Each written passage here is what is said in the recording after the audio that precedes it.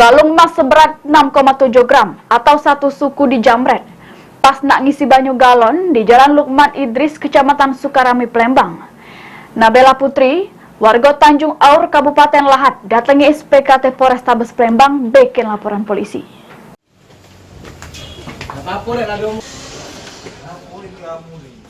Jadi korban kawanan jamret sehingga kalung emas raib dirampas pelaku.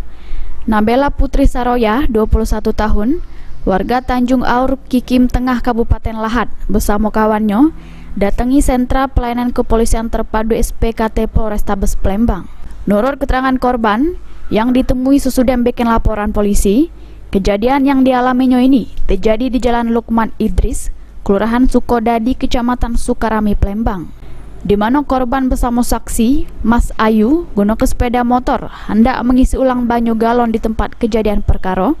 Tiba-tiba pas korban stop, datang pelaku yang berjumlah 2 wong stop di parak korban.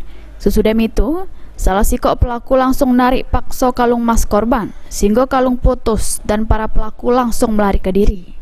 Ditambah ke korban, kalau kalung emas yang dijamret pelaku itu seberat 6,7 gram atau satu suku senilai 6 juta rupiah.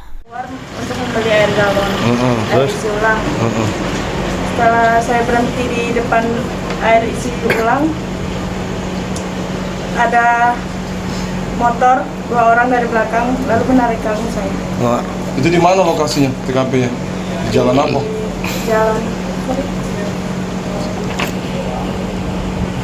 Jalan Lukman Idris.